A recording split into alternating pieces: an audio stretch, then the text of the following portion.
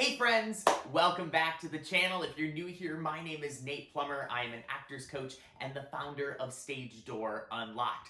The majority of the time I am doing videos as a coach talking to actors, but today I am going to kick off a brand new series of videos that are designed for my teacher and coach colleagues. I thought I would kick off this video by talking about something that I have a very unique perspective on.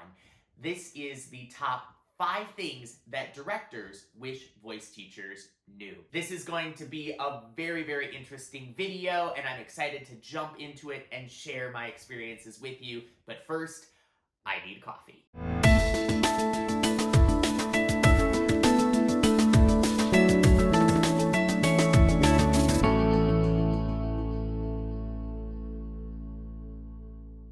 I call myself an actor's coach, and that's because what I do here at Stage Door Unlocked encompasses the whole umbrella of what it means to be a working actor. But one of the things that is very, very near and dear to my heart is vocal training. I have a unique perspective as a voice teacher because I also direct professionally. I am a proud member of the Stage Directors and Choreographers Society, which is the union for stage directors. I direct professionally all over the Midwest, and I bring that perspective into my work with my clients, especially when we're looking at vocal technique. So today I wanted to share with my teacher and coach colleagues the things that we as directors really want you to know so that you can be successful in helping your clients. The first thing that we want you to know is that we care less about vocal technique than you might think we do. Look, as voice teachers, we get very, very focused in on vocal technique, as we should. That's our job. That is what our clients are paying us to focus on. But in the whole scheme of everything in the audition, there are so many factors that a director is looking at. They aren't just looking at, can the actor sing the role? They are looking at, does the actor fit into the puzzle that is the rest of the show? So a lot of times an actor's vocal technique is less about, wow, they really have a firm understanding of their technique. They really are like technically perfect in everything they're doing, and more as a checkbox. Do we think that they're singing in a safe, healthy way? And more importantly, will they be able to sustain the sound that is going to be required of them throughout the entire run? If so, we check the box, and then we kind of stop paying attention to vocal technique and we pay attention to everything else. So if you are really crafting auditions with your clients and you have a client that has incredible vocal technique, know that once they've checked that box, we are now paying attention to everything else that they do. Their vocal technique is going to be less impressive to us the better they are. So once you have that person that is singing with phenomenal technique, make sure that they are telling the story in an accurate way. Make sure that they are making smart acting choices. Make sure that they are really crafting an entire story and not just demonstrating their vocal technique. If you would like some help in how to craft the acting side of a client's performance, feel free to reach out to me. I do coaching consults with colleagues from all over the world, and I would love to get the chance to talk to you. The second thing that directors wish voice teachers knew is that we are not vocal technicians. That's your job.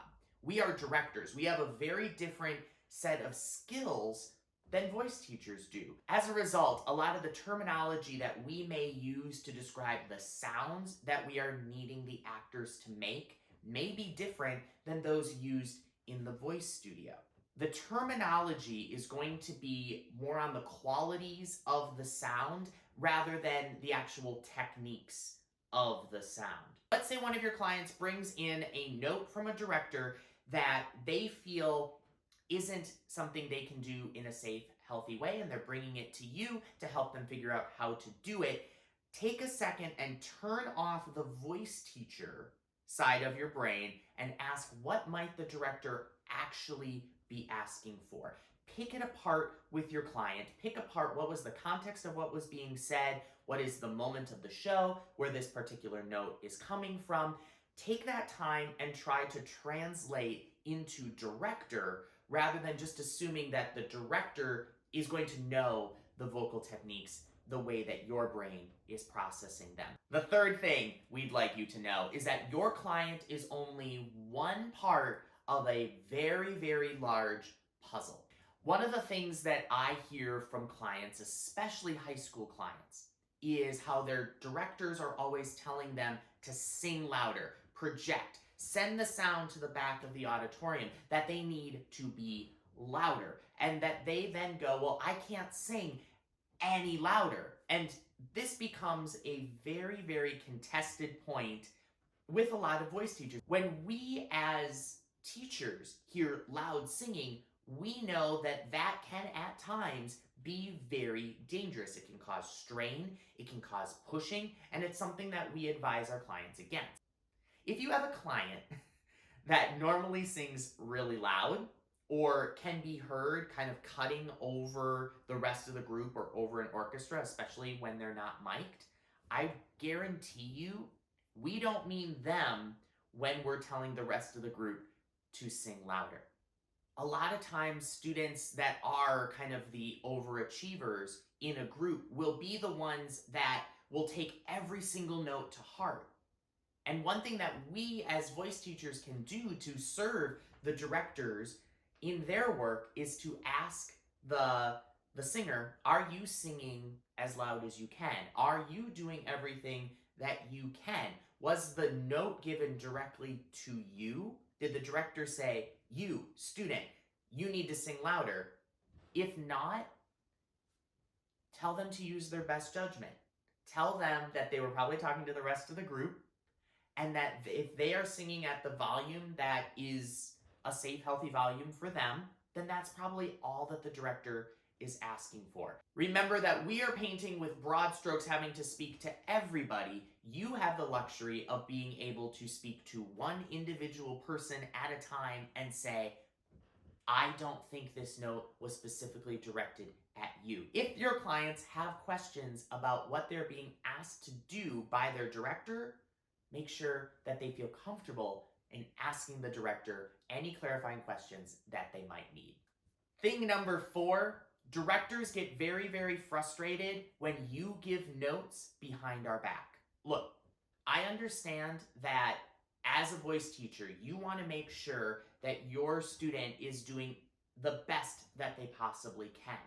But one thing that I see a lot of voice teachers do is that they try to tell a singer, oh, don't do that. Your director doesn't know what they're talking about, or that's not a good thing to do, or that's not safe, or that's not healthy, or that looks boring, or whatever. I guarantee you the director has given the note for a reason. We don't have time to waste giving notes on things that aren't important. A lot of times, especially when we're working with high schoolers, our time is very, very limited. So we aren't going to waste energy giving notes on things that we don't feel are important. So the way that you can best serve your student is to live within the parameters of the note that the director has given and do what you feel is an interpretation of that note. Rather than telling your client, oh, don't do that, they're wrong, they don't know what they're talking about, do everything you possibly can to translate and to be of service to the overall production. It is our job as voice teachers to fit into the puzzle and to serve the vision or the idea of the entire production. When we decide we don't like something, but we're not part of the conversation as to why the note was given, we can cause a bunch of complications for our clients when they go back and share the work that they worked on with us in rehearsal. If you are someone that is actively working in a community where you are interacting with lots of students that might be working with a particular director, either at a community theater or at a high school, I would do everything within your power to try to learn how to translate that director's notes so that you are doing things that serve the needs of your students and their vocal health while still helping fulfill the vision that the director has for the show. Finally, thing number 5, we will always value open communication with voice professionals. We want actors to perform in safe, healthy ways. We truly do need them to be healthy. If they are doing vocal techniques that can be damaging to their voice, that could impact the quality of the performance, especially if they've been doing bad techniques through all of Tech Week and then they're blowing out their voice by the final performance. We will always be in favor of safe, healthy vocal technique as long as it is a vocal technique that is serving the needs of the story. If you ever have a question about the particular sound that a director is trying to get from one of your clients, by all means, reach out to them.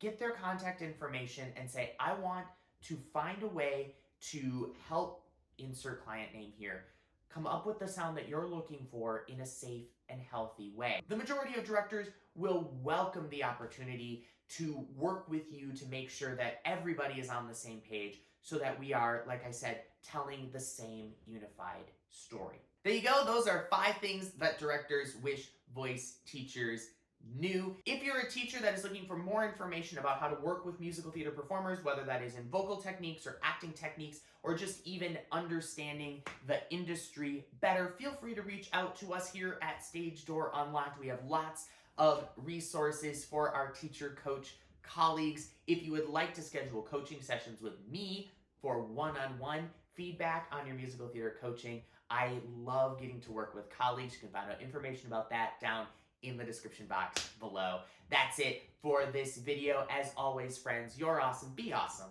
and I'll see you next time.